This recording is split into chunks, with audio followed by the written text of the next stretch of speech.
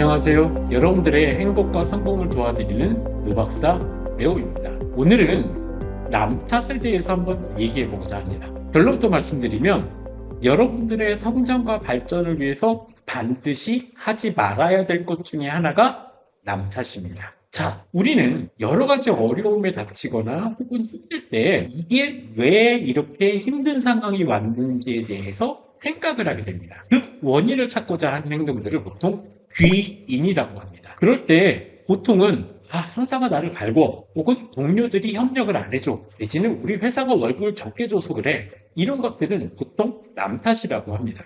나의 변인 대신에 다른 사람들에 대한 원인 혹은 다른 사람들의 문제를 찾는 것이죠. 자, 그럼 남 탓을 하는 이유는 무엇일까요? 그건 바로 내가 잘못은 없다라는 명분을 얻기 위함입니다. 저 사람이 잘못하거나 회사가 문제이면 나는 문제가 없다는 것이죠. 이런 자기 방어를 하거나 자기 보호를 하기 위한 주요 수단이 남 탓입니다. 그런데 남 탓이 생각보다 가지는 문제점들이 있습니다. 남 탓을 하게 되면 첫 번째 나타나는 문제점은 분노가 치밀어옵니다.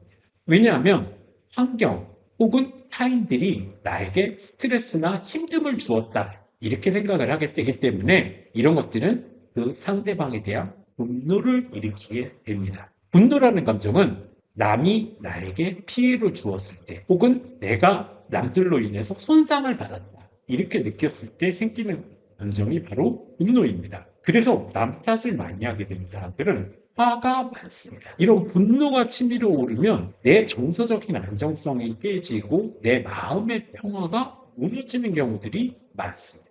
두 번째 문제는 변화시키기가 어렵습니다. 즉, 내가 힘든데 그 이유가 나에게 있다, 남에게 있다? 남에게 있기 때문에 내가 힘들지 않으려면 결국 그 상대방이나 환경이 변화해야 되는데, 상대방을 변화시키거나 환경을 변화시키는 것은 매우 어렵습니다. 특히 회사의 시스템이나 조직이 마음에 안 든다, 이럴 때에는요, 여러분들이 만약에 CEO나 임원급이 되거나 아니면 회사의 변화혁신팀 멤버가 아니라면 그것을 바꾸기란 매우 어렵습니다. 결국에는 그 분노의 원인이 해결되지 않음으로써 나는 계속해서 스트레스를 반복적으로 받을 수밖에 없다는 것이죠. 마지막 문제는 이렇게 남 탓을 하게 되면 내 성장과 발전이 가로막힌다는 문제가 있습니다. 즉, 어떤 상황이라도 내가 나를 조절해서 그 상황에 적응하거나 대처하는 능력, 상황에 대한 적응력, 이런 것들이 떨어지게 된다는 것이죠. 왜? 나는 변화할 필요가 없고 나는 문제가 없으니까. 이런 태도들이 반복이 되게 되면 결국에는 내 성장은 가로막히면서 다른 사람들로 인한 분노만이 커지기 때문에 궁극적으로 내 성장과 발전이 없어진다고 볼 수 있습니다. 예를 들어서 고등학생이 시험을 봤습니다. 근데 시험을 잘 못 봤어요. 남 탓을 하면 어떻게 됩니까? 선생님이 문제를 이상하게 냈어요.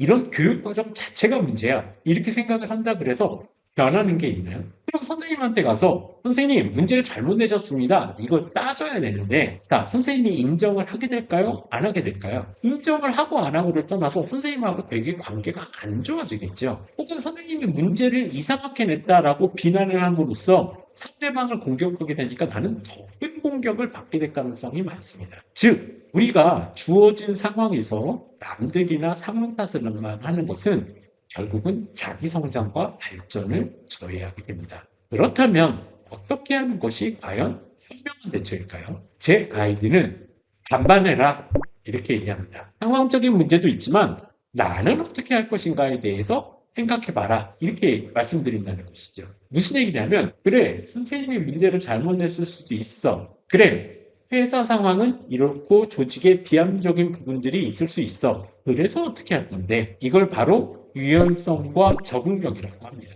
여러분, 어느 가정이나 혹은 어느 조직이나 어떤 사람들인지 간에 엄격한 잣대를 보면 다 문제가 있고 잘못이 있습니다. 그런데 이것을 계속해서 불만만 얘기한다 그래서 그게 쉽게 해결되는 문제가 아니라는 것이죠. 그럴 때에는 결국 어느 정도 내가 타협하고 조절하고 적응하는 방법이 필요한데, 그것 또한 역시 자기 성장과 발전의 주요 항목임을 반드시 기억하실 필요가 있습니다. 왜냐하면 세상은 내가 마음대로 바꿀 수 없기 때문에 그렇죠.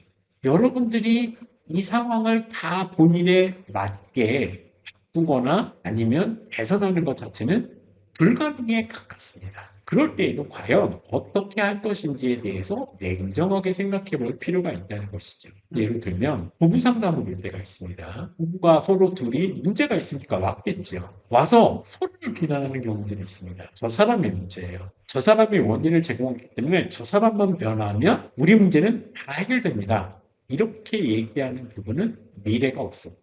하지만 기본적으로 저 사람이 문제입니다. 하지만 나는 어떻게 대응을 하고 이렇게 대응을 해왔는데 이걸 좀 더 바꿀 수 있을까요? 혹은 저 사람을 변화시키게 만들 수 있을까요? 라고 물어보는 부부에게는 미래가 있습니다. 이처럼 여러분들의 원인 반, 상황적인 원인 반 이런 식으로 균형 있게 생각을 하거나 아니면 그것도 싫다고 하면 그래서 나는 어떻게 할 것인데의 비율을 70이나 80으로 늘리게 된다면 여러분들은 여러분 인생과 삶의 주인이 될 것이며 여러분들이 세상을 리드하고 이끌어갈 수 있다는 점을 꼭 기억하셔야 됩니다. 남 탓 쉽죠. 편하고 내 문제가 아니기 때문에 이 탓을 하는 것이 훨씬 더 좋습니다. 하지만 그것이 결과적으로는 여러분 자신을 망칠 수 있다는 것. 이 위험성도 반드시 기억할 필요가 있습니다. 자, 오늘은 남 탓에 대해서 좀 얘기를 해봤는데요. 어떠셨나요? 혹시 이 얘기를 듣고 또 제 탓을 하시게 되나요? 어떤 사람은 제 말을 수용적으로 받아들일 것이고 어떤 사람들은 제가 문제라고 할 것입니다. 그 선택 또한 여러분들의 몫이고 어떤 선택을 하느냐에 따라서 3년 후, 5년 후, 10년 후 여러분들의 인생은 달라져 있을 것입니다. 오늘은 여기까지 하도록 하겠습니다. 감사합니다.